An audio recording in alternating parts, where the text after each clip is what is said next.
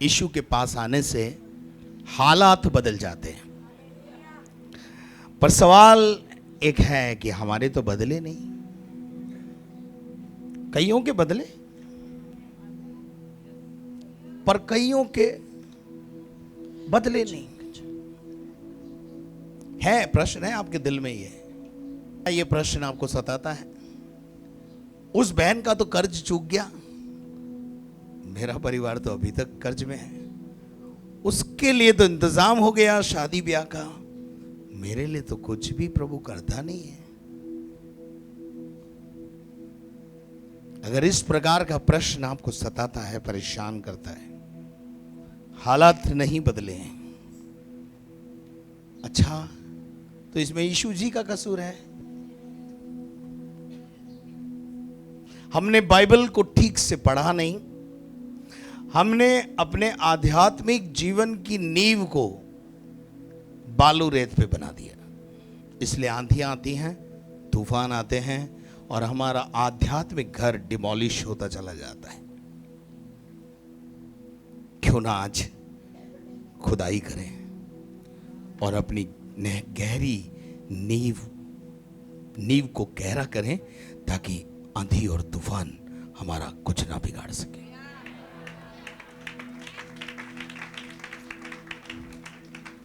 एक बात जिंदगी में ध्यान रखना, खुदा की आज्ञाओं का पालन नहीं करोगे तो आप में और अन्य जाति में कोई ट्रीटमेंट में अंतर नहीं है। यह मैं वचन से प्रूव करूंगा आज आपको। केवल ताली बजाने से, डुबकी लेने से आपके हालात नहीं बदलेंगे। यह तो शुरुआत है। जैसे हम स्कूल में एडमिशन लेते हैं ना, तो ये तो परमेश्वर के राज्य में केवल एक एडमिशन है। एडमिशन लेने से ग्रेजुएशन नहीं हो जाता। एडमिशन लेने के बाद स्कूल कॉलेज के नियम, विधि, विधान, किताबें पढ़नी पड़ती हैं। 12, 15, 20 साल लगते हैं ग्रेजुएट हो जाने में। हम सोचते हैं बस आज हमारा बपतिस्मा हुआ, कल हम ग्रेजुएट हो जाएंगे और परसों हम कुछ प्रचारक, पास्टर बन जाएंगे, या हमारे हालात बदल जाएंगे। हमारे हालात अगर नहीं बदले तो कहीं ना कहीं हमारी प्रॉब्लम है। हमको अपने तारों को ठीक करना है, हमें अपने आप को ट्यून करना है। ये परमेश्वर कह रहा है। हालेलुया। मत्ती रचित सुसमाचार उसका 13वां अध्याय उसके 25 पद को पढ़िए। मत्ती रचित सुसमाचार उसका 13वां स्वर्ग के राज्य के बारे में यहां बात हो रही है। जरा ऊपर से पढ़ दीजिए, 23, 24, 22, 23 से शुरू है ना। यीशु ने उन्हें एक और दृष्टांत दिया। यीशु ने एक दृष्टांत देकर उन्हें समझाया, स्वर्ग का राज्य उस मनुष्य के समान है, उस मनुष्य के समान है जिसने अपने खेत में अच्छा बीज बोया। जिसने अपने खेत में कौन सा बीज बोया? मैं तो अच्छा ही बीज बोता हूं हर संडे। बीज है खुदा का कलाम, खेत है आपकी हृदय रूपी भूमि, जिस पर यह बीज, वचन का बीज डाला जाता है। पर वचन का बीज फलवंत भी होता है। आगे लिखा है, पढ़िए। पर जब लोग सो रहे थे, but when we are sleeping, जब हम सो रहे थे, जब रात का सोना वाला सोना नहीं है यहां पर। When we are not worried about our spiritual life, जब हम अपने आध्यात्मिक जीवन के प्रति चिंतित नहीं है, इस सोने को सोना बोल रहा है। ये बेफिक्र हो जाना, अपने आध्यात्मिक जीवन के प्रति बेफिक्र हो जाना, इस बात को यहां पर यीशु मसीह समझा रहा है। ये वो सोना नहीं है जो रात को सोने वाली बात है। क्यों, ये है क्या ना? जब हम अपने आध्यात्मिक जीवन के प्रति जागरूक नहीं रहते, उसके बारे में बोल रहा है। बस वही गड़बड़ झाला होता है, बस वहीं से, उसके छूने से भी हालात नहीं बदलते, उसके आने से भी हालात नहीं बदलते, उसके छूने से भी हालात नहीं बदलते, क्योंकि we are not worried about our spiritual life. हम अपने आध्यात्मिक जीवन के प्रति जागरूक नहीं हैं। हमें क्या करना है, हमें क्या नहीं करना है, पादरी बता भी दे तो हम छोड़ेंगे नहीं। आइए, परमेश्वर का वचन ऐसे लोगों के लिए जिनके हालात नहीं बदले और जो बदलना चाहते हैं अपने हालात को, आज का संदेश सुनिए। प्रभु का वचन कहता है इस गिनती की किताब में 33 अध्याय उसके 51 पद से 56 पद तक जब हम पढ़ते हैं, इन सब बातों के विषय में आप जानते हैं कि मूसा इजराइलियों को लेकर कनान देश जा रहा है। कनान में प्रॉस्पेरिटी है, शांति है, दूध और मधु की धाराएं हैं, अधोलोक के फाटक वहां प्रबल नहीं है, सब चीजें इफरात से है। खुदा उन्हें गुलामी से कनान पहुंचाना चाहता है, जैसे हम भी एक दिन शैतान के गुलाम थे और प्रभु हमको वहां से निकाल के लाया और कहां पहुंचाना चाहता है? कनान में। हमारी जिंदगी को कनान बनाना चाहता है, हमारे परिवार को कनान बनाना चाहता है, कनान की सुविधाएं हमारे घर में लाना चाहता है, पर आनी नहीं। तो आइए कारण जानते हैं, पढ़िए, ध्यान से पढ़ना, बी केयरफुल। अभी भी मत सोना, आज भी मत सोना। आज भी अगर जाग गए तो कल सुबह का हालात बदले हुए मिलेंगे, और आज भी अगर आप नहीं जागे तो इससे ज्यादा मेरे पास कोई संदेश नहीं है। पढ़िए, इस्राएलियों को समझा कर कह। इस्राएलियों को समझा, इस्राएलियों को समझा। लीडर को कह रहा है, इस्राएली कौम को, जो मेरी कौम है, तू समझा दे। कौन समझाएगा आपको? मैं, कोई दूसरा पादरी थोड़ी आएगा। मैं ही समझाऊंगा कि क्यों आपकी उन्नति रुकी हुई है, क्यों आपके जीवन के अंदर कनान का अनुभव अभी तक नहीं है, क्यों आपका परिस्थितियां नहीं बदली हैं, कहां है, अपने आप को जांचें, खोजें कि क्या प्रॉब्लम है। हाँ जी, आगे बढ़िए। जब तुम यरदन पार होकर, जब तुम यरदन नदी से पार होकर कनान देश में पहुंचो, कनान में पहुंचो, कनान में पहुंचो, लक्ष्य को प्राप्त करो, तब क्या करना है? तब उस देश के निवासियों को हाँ। उनके देश से निकाल देना। अंडरलाइन करो। कनान का व्यक्ति, अगर हम सियोन के यात्री और वहां पर पहुंचेंगे तो जो कनानी ऑलरेडी वहां रह रहे हैं, जो मूर्ति पूजक हैं, जो अलग अलग प्रकार के काम करते हैं, गलत काम करते हैं, उनको देश से निकाल देना है। हमारे जीवन में उनका कोई स्थान नहीं होता, बट हम तो उनको स्थान क्या देते हैं? हम तो उनको उनसे चिपके रहते हैं। फिर यीशु के छूने से हालात नहीं बदलते, कुछ भी कर लो हालात नहीं बदलते। पहली आज्ञा है यहां पर खुदा की, किसके लिए? इजराइलियों के लिए, कि इजराइलियों को समझा दे कि जब वो कनान में पहुंचे, कनान देश में जब पहुंचेंगे, वहां के निवासियों से, वहां के रहने वालों से, उनको उस देश में से क्या कर देना? निकाल देना। हमें अपने जीवन से इन चीजों को बाहर निकालना है। कौन सी चीजें हैं, जरा पढ़ेंगे, आगे पढ़ेंगे। और उनके सब नक्काशीदार पत्थरों को, उनके सब नक्काशीदार पत्थर और ढली हुई मूर्तियों को, उन ढली हुई मूर्तियों को जो वो ढाल कर मूर्ति पूजा करते हैं, नष्ट करना। क्या करना? और हमने तो उनकी मूर्तियों को अपना बना लिया और उनकी मूर्तियों को अपने दिल में बसा लिया है, और फिर कहते हैं यीशु तेरे आने से हालात बदल जाते हैं। कैसे बदलेंगे? कुछ चीजों को आपका अपने जीवन से निकालना होगा। सुनो बहनों, भाइयों, जब तक वो आपके जीवन में है, वो बाधा है, अवरोधक है वो। और अगर परमेश्वर की इस आज्ञा का पालन आप नहीं करेंगे तो परिणाम क्या होगा? आगे लिखा हुआ है, पढ़िए 53।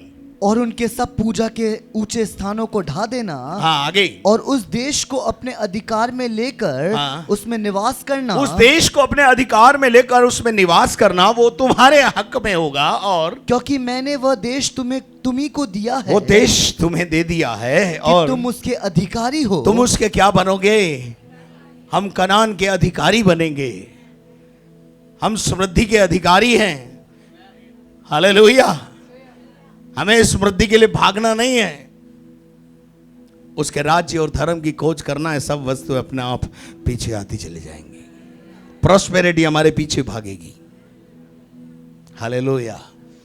हाँ जी आगे बढ़िए। और तुम उस देश को चिट्ठी डालकर हाँ। अपने कुलों के अनुसार बांट 12 लेना। गोत्रों में अपने उस पूरे देश को क्या कर लेना?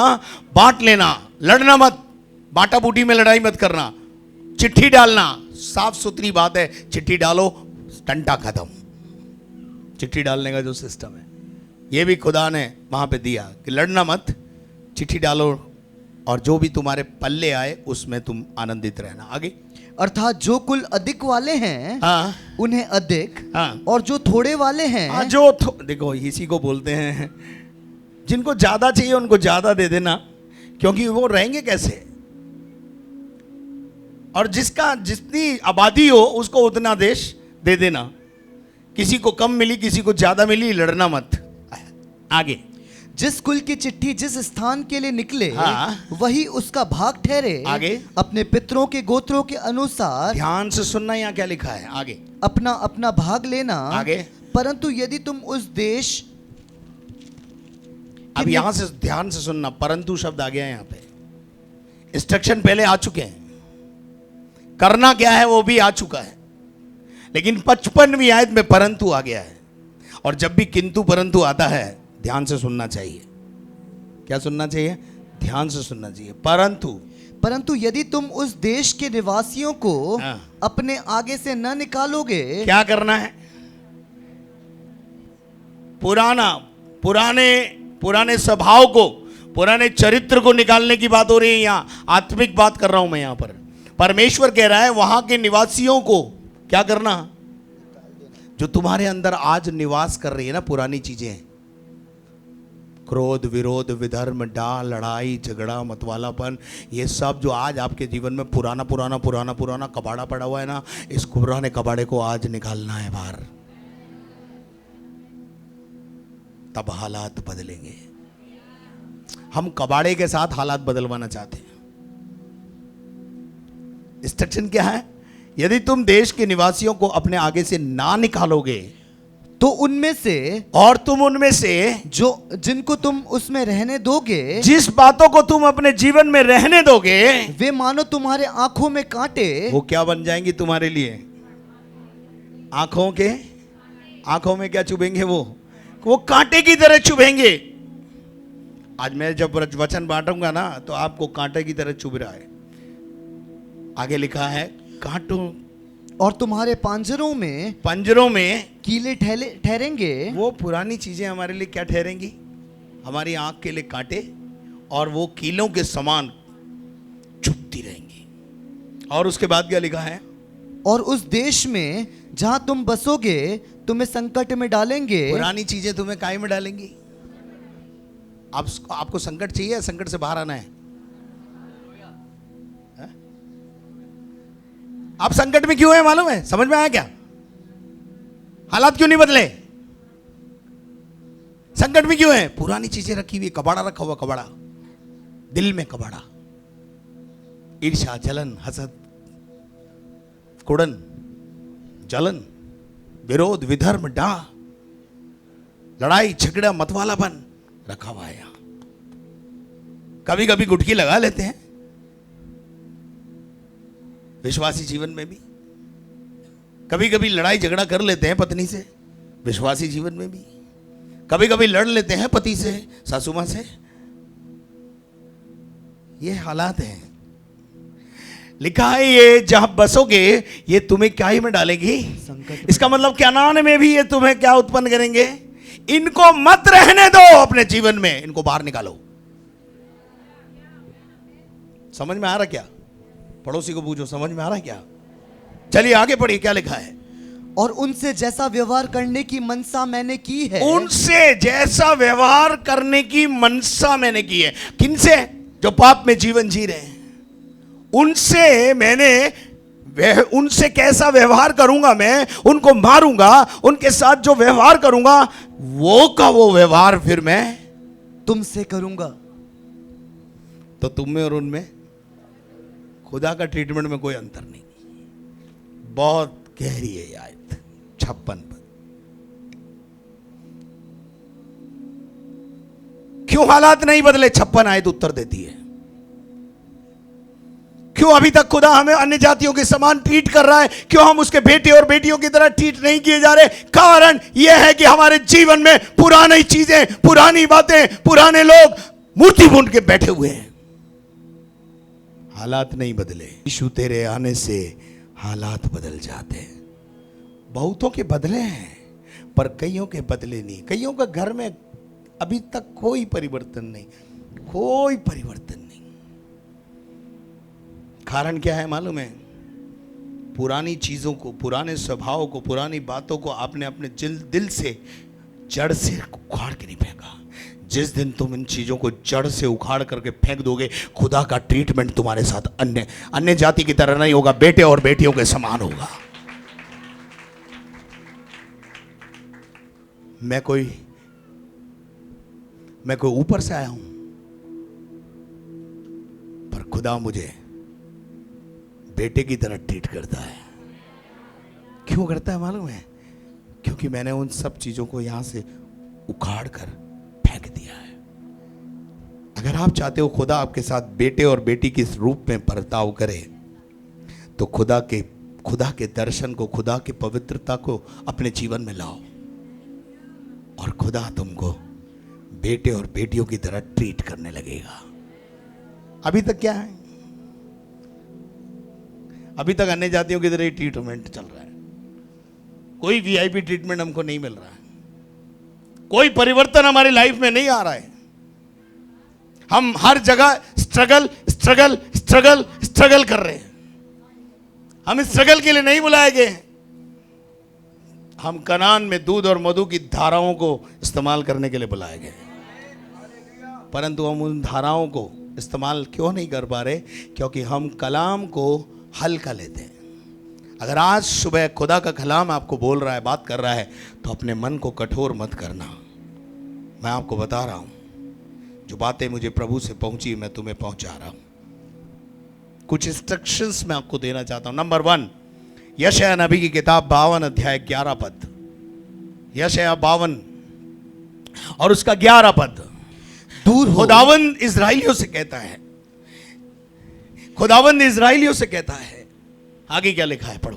दूर हो, दूर हो, दूर दूर, वहां से निकल जाओ, वहां से मोहल्ला नहीं छोड़ रहा है। रहना तो उनके बीच में है, परंतु उनके से काम नहीं करने हैं। उनमें से कम आउट, बोलो उनको मेरा नामदान हो चुका है और मैंने ये चीज छोड़ दी है, अब मैं ये काम कभी नहीं करूंगा। नहीं तो साथ देंगे उनका। देव हालात नहीं बदलेंगे। हालात उनके बदलते हैं जो उसके बेटे और बेटियां होते हैं, और उसके बेटे और बेटियां बाप के गुण को लोगों के सामने प्रकट करते हैं। Hallelujah, hallelujah. आगे बढ़िए। कोई अशुद्ध वस्तु मत छुओ। क्या कह रहा है खुदा का कलाम?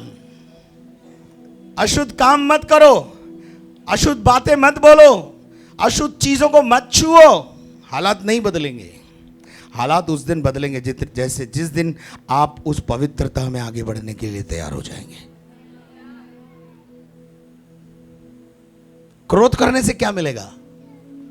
ईर्ष्या करने से, लड़ाई झगड़ा करने से मिलेगा क्या आपको?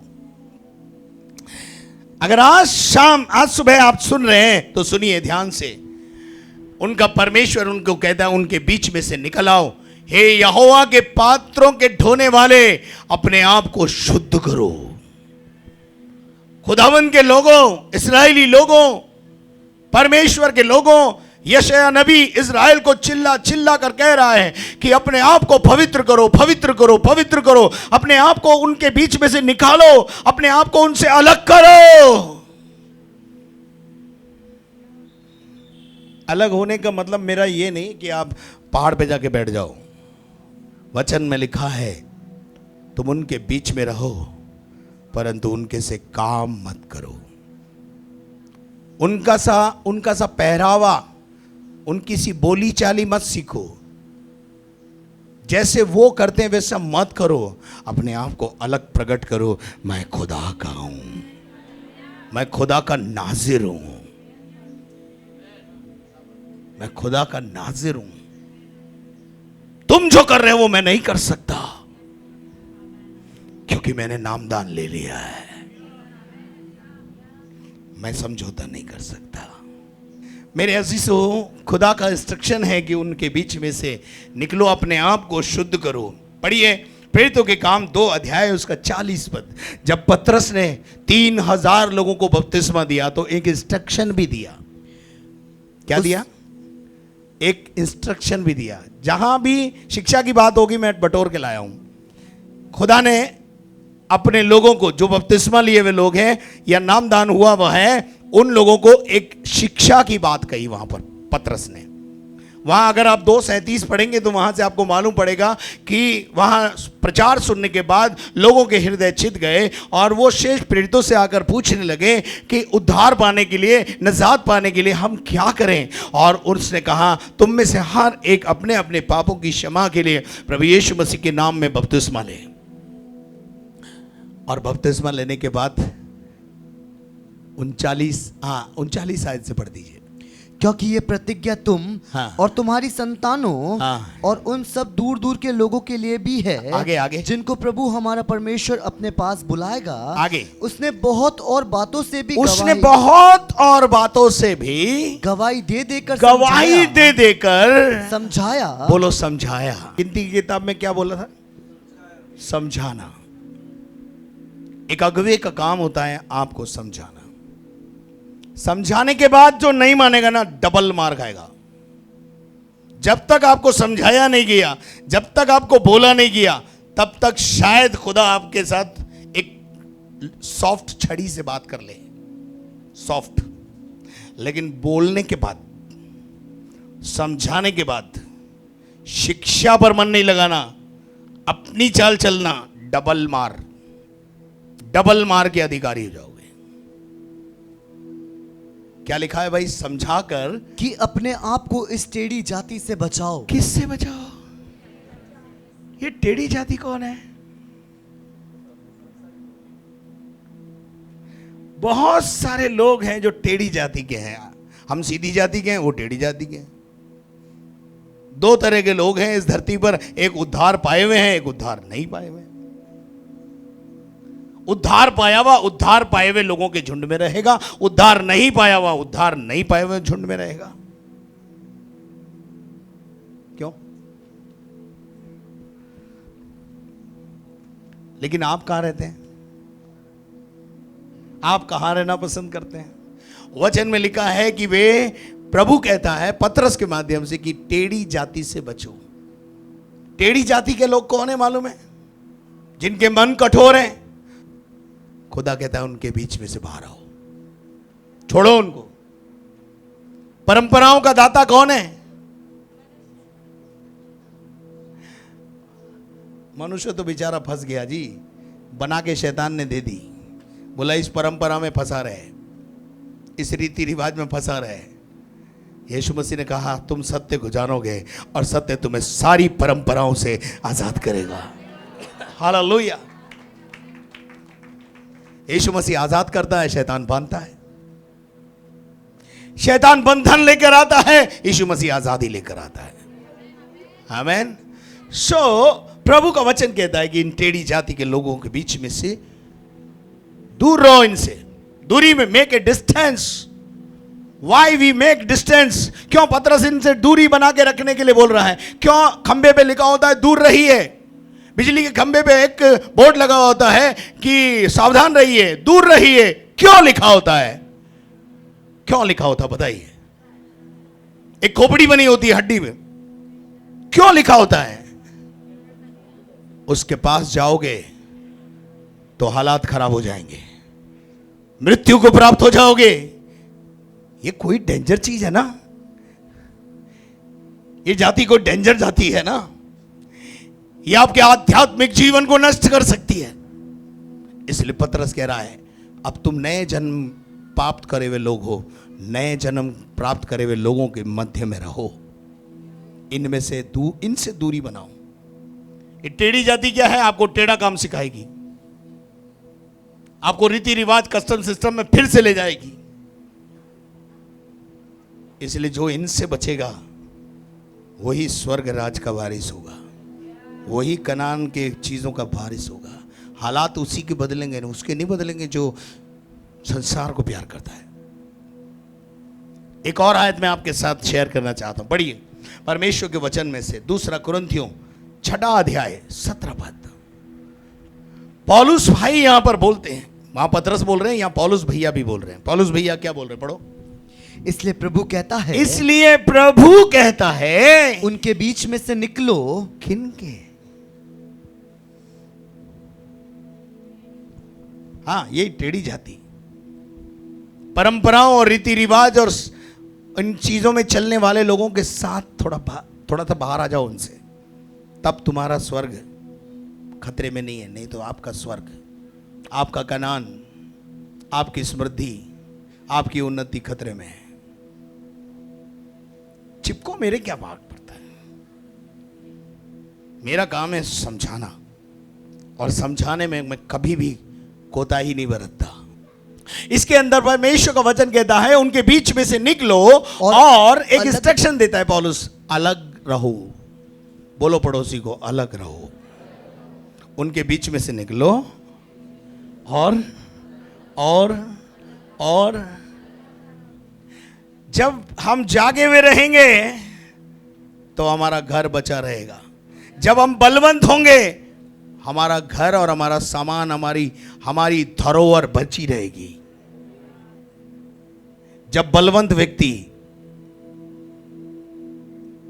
बलवंत होकर अपने घर की रक्षा करे, उसके आध्यात्मिक घर को कौन गिरा सकता है?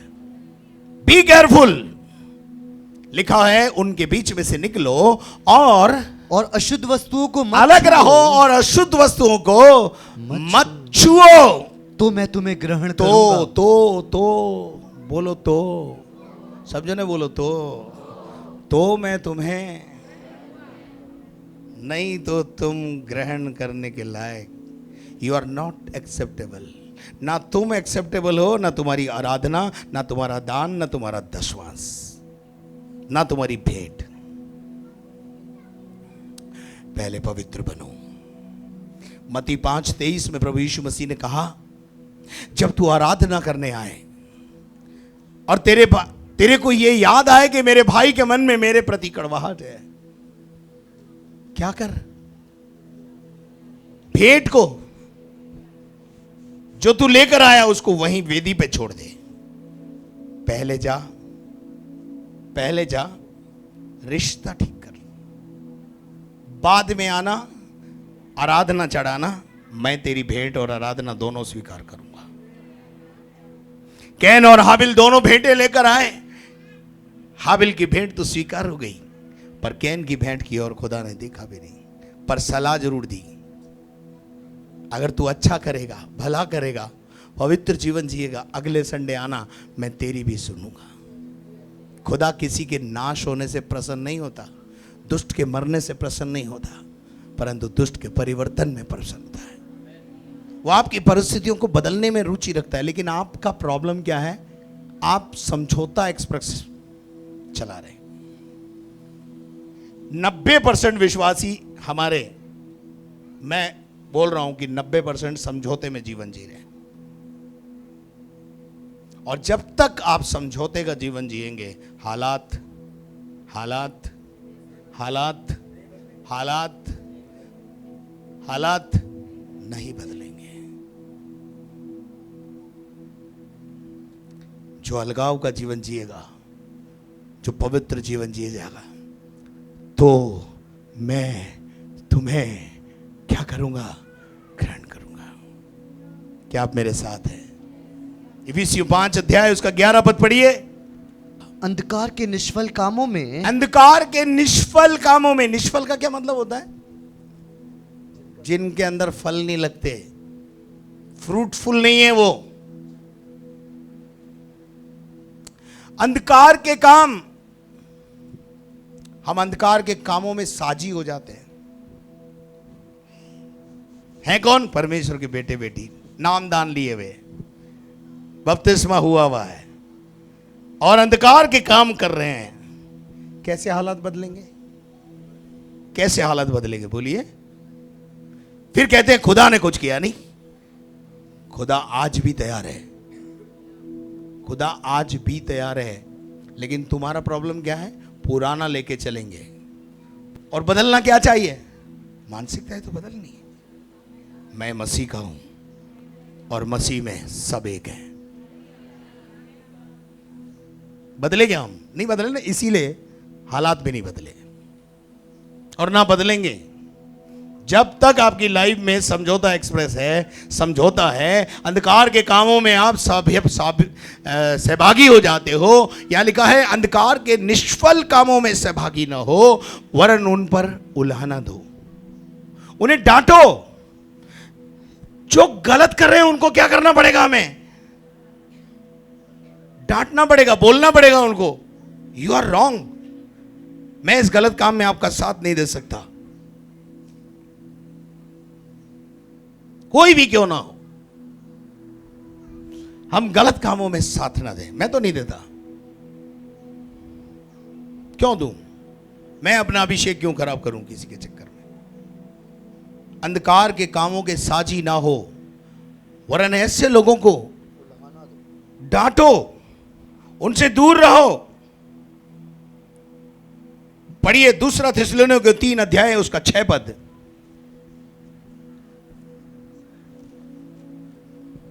हे भाइयों, बहनों, हम तुम्हें अपने प्रभु यीशु मसीह के नाम से, हम यीशु मसीह के नाम से तुम्हें आज्ञा देते हैं। क्या है ये? निवेदन नहीं है, ये पौलुस की आज्ञा है। परमेश्वर में होकर वो आज्ञा दे रहा है कि तुम हर एक ऐसे भाई से अलग हर रहो, एक ऐसे भाई से अलग रहो जो अनुचित चाल चलता। जो कैसी चाल चलता है? अनुचित चाल क्या है? जो सत्य पे नहीं चलता, जो सद्गुण और प्रशंसा की बातें नहीं करता। फिलिपियों के अंदर पढ़ लेना। अनुचित चाल चलता है, अनुशासन में नहीं रहता, कलीसिया अनुशासन में नहीं रहता, वचन के अनुसार जीवन नहीं जीता। परमेश्वर का वचन कहता है ऐसे भाई से, ऐसी बहन से जो अनुचित चाल नहीं चलते, उनसे, और जो शिक्षा उसने हमसे पाई, और जो शिक्षा उसने हमसे पाई है, उसके अनुसार नहीं करता, उसके अनुसार नहीं चलते, उसके अनुसार नहीं करते। क्योंकि तुम आप जानते हो, क्योंकि तुम आप जानते हो कि किस रीति से हमारी सी चाल चलनी चाहिए। कैसी चाल चलना चाहिए। तुम्हें पता है ना विश्वासी की चाल कैसी होनी चाहिए, मसीह में चाल क्या होती है वो सब पता है। लेकिन आज बहुत सारे लोग अनुचित चाल चलते हैं, और जो अनुचित चाल चलते हैं उनका हम कभी कभी क्या दे देते हैं? कभी कभी क्या, हमेशा ही साथ देते हैं। और क्या लिखा है भाई 7वें पद में? क्योंकि तुम आप जानते हो कि किस रीति से हमारी सी चाल चलनी चाहिए, हमारी सी चाल चलनी चाहिए, क्योंकि हम तुम्हारे बीच में अनुचित चाल न चले। हम अनुचित चाल नहीं चले। यहां मैं आपको एक बात बताना चाहता हूं, पढ़िएगा मत्ती रचित सुसमाचार उसका 12वां अध्याय 29 और 30 पद। या कैसे कोई मनुष्य हाँ। किसी बलवंत के घर में घुसकर, या कोई किसी मनुष्य बलवंत के घर में घुसकर उसका माल लूट सकता है, हाँ। जब तक कि पहले वह उससे बलवंत को न बांध ले, आगे तब वह उसका घर लूट लेगा। मेरा वचन ये नहीं, मेरा वचन नीचे वाला है, पढ़ी। जो मेरे साथ नहीं, यीशु मसीह ने कहा जो मेरे साथ नहीं बटोरता वह मेरे विरोध में है। वो कौन है? जो हमारे साथ नहीं बटोरना चाहता।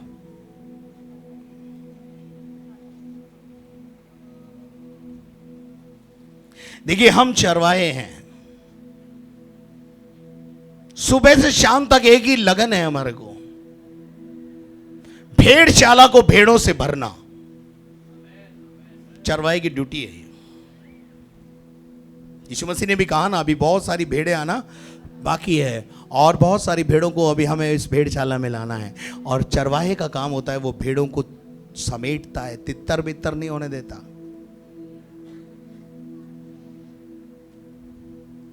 यीशु मसीह कहता है मैं अच्छा चरवाहा हूं और मेरा काम है कि मैं भेड़ों को अवेयर करता हूं, समेटता हूं। पर यीशु मसीह ने यही एक बात बोली, जो मेरे साथ नहीं बटोरता और जो मेरे साथ नहीं बटोरता वह बिखेरता है। बाइबल में इसमें बिखेरता है शब्द आया, इंग्लिश में बहुत अच्छा शब्द आया, स्कैटर। इससे समझ में नहीं आता लोगों को, हिंदी शब्द में समझ में नहीं आता, स्कैटर शब्द इस्तेमाल किया है। स्कैटर जो शब्द है ना, चरवाहे की स्वभाव के बिल्कुल विपरीत है। समझ में आ रहा है? चरवाहे का स्वभाव क्या है? जमा करना। स्कैटर का मतलब है बिखेर देना, तितर बितर कर देना। आज आपके संबंध चरवाहे के साथ हैं या स्कैटर के साथ हैं? आप बटोरने वालों के साथ हैं या बिखेरने वालों के साथ हैं? Be careful. मैं नहीं बोल रहा हूं, ये परमेश्वर का वचन बोल रहा है। वचन में लिखा है जो हमारे साथ नहीं बटोरता वो बिथराता है, स्कैटर है वो। यीशु मसीह ने कहा जो हमारे साथ नहीं बटोरता वो बिथराता है। दूसरा थिस्सलुनीके 3 अध्याय 14 पद पढ़िए, जल्दी जल्दी पढ़िए। यदि कोई हमारी इस पत्री की बात को नहीं माने, यदि कोई हमारी बातें जो हमने सिखाई है वो ना माने, तो उस पर दृष्टि रखो। उस पर क्या रखो? हेलो, दृष्टि रखो। काय के लिए दृष्टि रखो? चिपकने के लिए। और उसकी संगति न करो। प्रभु कहता है, वचन कहता है, पौलुस कहता है, यदि कोई हमारी इस पत्री की बात को ना माने तो उस पर दृष्टि रखो और उसकी संगति न करो, जिससे वो क्या होने पाए? लज्जित हो। कोई उनको सलाम ना करे, उनको कोई दुआ ना करे, कोई उनके साथ संपर्क संबंध ना रखे।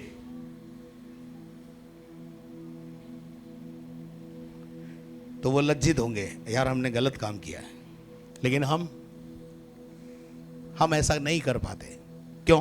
हम उनको मसीह मोहब्बत सिखाती है। लेकिन ऐसा नहीं है, बाइबल में ऐसा नहीं बोला है। पौलुस और सिलास मरकुस के साथ टंटा हुआ कि नहीं भाई साहब? बताइए, किसका? पौलुस का टंटा हो सकता है। मरकुस के साथ टंटा क्यों हुआ? क्योंकि मरकुस बात मानने को तैयार नहीं है। मरकुस बात सुनने और बात मानने को तैयार नहीं है। इसलिए पौलुस ने कह दिया, आज से हमारी मिनिस्ट्री में आपका कोई योगदान नहीं।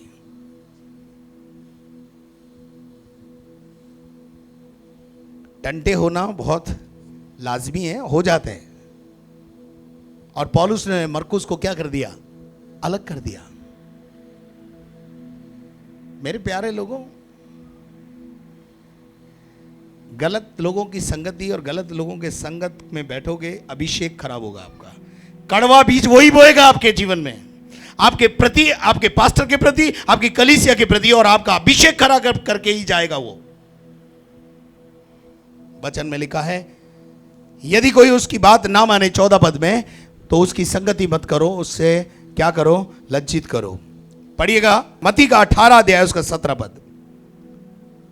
मत्ती 18 उसका 17 पद। यदि वह उनकी भी ना अगर आप ऊपर से पढ़ेंगे, 15 आयत से पढ़ेंगे, तो आपको मालूम पड़ेगा, यदि कोई भाई अनुचित चाल चलता है, यदि कोई बहन अनुचित चाल चलती है, तो बाइबल का परमेश्वर उसे कहता है, यदि तेरा भाई अपराध करे, गलत काम करे, तो पहले उसे अकेले में समझा। मैं इस शहर के अंदर इस चर्च को मेगा चर्च के रूप में लेके जाना चाहता हूं, ताकि आने वाले दिनों में पूरा राजस्थान इससे फीड किया जाए। तो वचन क्या कहता है? पढ़ेंगे, जरा आगे पढ़ेंगे। 17 पद में क्या लिखा है इसी के? यदि वह उनकी भी न माने, यदि वो समझाने के बाद भी ना माने, तो कलीसिया से कह दे। कलीसिया से कह दे। परंतु यदि वह कलीसिया की भी न माने, यदि वो कलीसिया की भी ना माने, तो तू उसे अन्य जाति और महसूल लेने वालों के जैसा जान। जब आप जागरूक हो गए अपने प्रति, अपनी आत्मा के प्रति, अपनी कलीसिया के प्रति, अपने पास्टर के प्रति, कड़वा बीज बोने वाला उठकर चुपचाप चला जाएगा, क्योंकि आपने उसे मौका नहीं दिया। क्या आप मेरे साथ हैं? परमेश्वर का वचन कहता है, रोमियो की पत्री 16 अध्याय उसका 17 पद पढ़ी। जल्दी जल्दी 4-5 आयतें और हैं, मैं पढ़ के बता देता हूं आपको। हे भाइयों, हाँ, मैं तुमसे विनती करता हूँ, मैं तुमसे विनती करता हूं कि जो लोग उस शिक्षा के विपरीत। आप बताइए, इतनी आयतें पौलुस और पतरस दोनों मिलके दे रहे हैं, तो कोई तो बात होगी ना, जब तो दे रहे हैं, और जब तो मैं लाया हूं बटोर के। आगे क्या लिखा है? कि जो लोग उस शिक्षा के विपरीत, हाँ, जो तुमने पाई है, हाँ, फूट डालने, जो अन्य भाषा के विरोध में बात करे, उससे हमारा क्या संबंध है? जो ये कहे कि चंगाई 2000 साल पहले होती थी, उससे हमारा क्या संबंध? हम तो आज भी चंगाई को देखते अपनी आंखों से, हम तो आज भी छुटकारा देखते अपनी आंखों से। हमारा उनके साथ कोई संबंध नहीं हो सकता। आगे, और ठोकर खिलाने का कारण होते हैं। क्या खिलाते हैं वो लोगों को? हैं?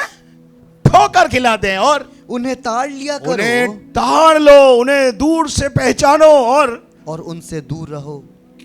उनसे दूर रहने के लिए क्यों बोल रहा है? खतरा है ना, अपने आत्मिक जीवन को बचाने के लिए जरूरी है। 1 कुरिन्थियों 5 अध्याय उसका 11 पद। पर मेरा कहना यह है कि यदि कोई भाई कहलाकर, जो भाई कहलाकर व्यभिचारी या लोभी या मूर्ति पूजक या गाली देने वाला या पियक्कर या अंधेर करने वाला हो, तो उसकी संगति मत करना। उसकी संगति एक क्रोधी पादरी की संगति करोगे, कौन सा अभिषेक आएगा? ऐसा है, वैसा ही अभिषेक आप पर उतार के जाएगा। ये बिल्कुल सही कहा आपने। उसकी संगति मत करना, और ऐसे मनुष्य के साथ, वरन ऐसे मनुष्य के साथ खाना पीना भी नहीं। और वचन में एक जगह लिखा है, उनको नमस्कार भी मत करना।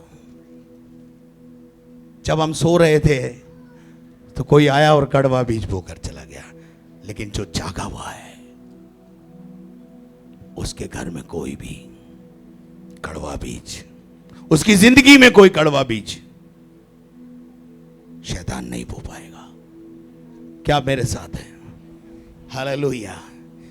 2 तीमुथियुस 3 अध्याय उसका 5 पद। वे भक्ति का भेष तो धरेंगे, पर उसकी शक्ति को न मानेंगे, ऐसों से परे रहना। ऐसों से। उसके बाद एक और आयत हम पढ़ेंगे, 2 यूहन्ना 1 अध्याय उसके 4 पद से 11 पद तक। मैं बहुत आनंदित हुआ, हाँ, कि मैंने तेरे कुछ बच्चों को उस आज्ञा के अनुसार। मैं बहुत आनंदित हुआ, यूहन्ना कहता है, मैं बहुत आनंदित और मगन हो गया कि मैंने तेरे बाल बच्चों को, तेरे लड़के वालों को उस आज्ञा के अनुसार जो हमें पिता की ओर से मिली थी, हाँ, सत्य पर चलते हुए पाया। आमीन। हमारे बाल बच्चे सत्य की आत्मा पे चले, हमारे बाल बच्चे सही राह पे चले, ये हमारे लिए आनंद की बात है। ये पास्टर के लिए आनंद की बात है, ये एक अगुवे के लिए आनंद की बात है। हालेलुया। आगे, अब हे महिला, मैं तुझको नई आज्ञा नहीं, मैं तुझे कोई नई आज्ञा नहीं देता, पर वही जो आरंभ से हमारे साथ है लिखता हूँ, मैं तुम्हें लिखता हूँ, और तुझसे विनती करता हूँ कि हम एक दूसरे से प्रेम रखें। मोहब्बत करने के लिए मना नहीं कर रहा है, लेकिन कुछ बातों के लिए मना कर रहा है। मोहब्बत करने के लिए मना नहीं कर रहा है, लेकिन कुछ बातों के लिए मना कर रहा है। पढ़िए। और प्रेम यह है कि हम उसकी आज्ञाओं के अनुसार चलें। उसकी आज्ञाओं के अनुसार चलें। ये वही आज्ञा है, जो तुमने आरंभ से सुनी है, और तुम्हें इस पर चलना भी चाहिए। आगे बेटा, क्योंकि बहुत से ऐसे भरमाने वाले जगत में निकल आए हैं, जो ये नहीं मानते कि यीशु मसीह शरीर में होकर आया। नबी है जी यीशु मसीह। सावधान रहो ऐसे लोगों से। आगे, भरमाने वाला और मसीह विरोधी यही है। आगे, अपने विषय में चौकस रहो। अपने विषय में बोलो पड़ोसी को, अपने विषय में, अपनी आत्मा के विषय में चौकस रहो। कोई कड़वा बीज ना बो दे, कोई कड़वाहट उत्पन्न ना कर दे। कुछ ऐसा ही आध्यात्मिक जीवन में भी, आध्यात्मिक जगत में भी हो जाता है। पढ़िए आगे क्या लिखा है कि जो परिश्रम हमने किया है, जो परिश्रम हमने तुम में किया है, उसको तुम गवा ना दो, उसको बिगाड़ो मत, उसको गवा मत दो। आगे वरन उसका पूरा प्रतिफल पाओ, उसका पूरा प्रतिफल पाओ। जो कोई मसीह की शिक्षा से आगे बढ़ जाता है, जो मसीह की शिक्षा से आगे बढ़ जाता है और उसमें बना नहीं रहता, और उसमें बना नहीं रहता, उसके पास परमेश्वर नहीं। कौन नहीं है उसके पास? परमेश्वर नहीं है। और जो कोई उसकी शिक्षा में स्थिर रहता है, हाँ। उसके पास पिता भी पापा है, भी है और पुत्र भी, और यीशु भी है। यदि कोई तुम्हारे पास आए, यदि कोई तुम्हारे पास आए और यही शिक्षा न दे, और ऐसी ही शिक्षा की बात ना करे, उसे न तो घर में आने दो। क्या लिखा है? क्या लिखा है? प्यार करने के लिए बोला, उसको बोला बाहर से उसको नमस्कार भी मत करो। क्या आप मेरे साथ हैं? दूसरा तीमुथियुस 4 अध्याय 10 पद। क्योंकि देमास ने संसार को प्रिय जानकर, एक व्यक्ति है जिसका नाम देमास है, संसार को प्यारा जानकर मुझे छोड़ दिया है, मुझे छोड़ दिया है, और थिस्सलुनीके को चला गया, और क्रेस्केस गलितिया को, हाँ। और तीतुस दलमतिया को चला गया है। आगे 14 और 15 भी पढ़ दो। सिकंदर ठठेरे ने मुझसे बहुत बुराइयां की है। क्या लिखा है? ये सिकंदर ठठेरा कौन है? नाम है। हम तो अगर कलीसिया में किसी का नाम लें तो आपको बुरा लगता है और उससे भी लगता है, लेकिन बाइबल में तो लिख दिया है सिकंदर ठठेरा और ने मुझसे क्या की है? बहुत सारी बुराई की है और प्रभु उससे उसके कामों के अनुसार बदला देगा। पौलुस क्या कर रहा है? उसको खुदा के हाथों में सौंपता है। बोले खुदा बदला लेगा, मैं क्यों बदला लूं? खुदा छोड़ देगा, खुदा छोड़ देगा। मैं बहुत सारे लोगों को बैठा बैठा कर अपने ऑफिस में बैठा बैठा के समझाता हूं, ये ठीक नहीं है, ये उचित नहीं है, ये अनुचित है। कोई सुनने को तैयार नहीं होता। तो बाइबल के मुताबिक फिर उसको छोड़ा जाता है, उसको बोला जाता है तू तेरे हिसाब से चल, लेकिन कलीसियाई संबंध तोड़ना पड़ता है। तब कलीसियाई संबंध क्यों तोड़ना पड़ता है? उसको रोकना पड़ता है। क्या आप मेरे साथ हैं? हालेलुया। हाँ जी, 14-15 भी पढ़ दो। तू भी उससे सावधान रहे। क्या बोला है बाइबल में? तू भी उससे क्या रहे? तू भी उससे सावधान रहे, क्योंकि जो हमसे अलग हो गया उससे सावधान रहने की बहुत जरूरत है। आगे, क्योंकि उसने हमारी बहुत बातों का विरोध हमारी किया बातों है। का क्या किया? उसने हमारी शिक्षाओं का विरोध किया है, हमारी बहुत सारी बातों का विरोध किया है। बिना विरोध के कोई नहीं छोड़ता भाई साहब। यदि हम जागे हुए हैं तो कोई कड़वा बीज हमारे बीच में कोई भी नहीं बो सकता और कलीसिया उन्नति करती चली जाएगी।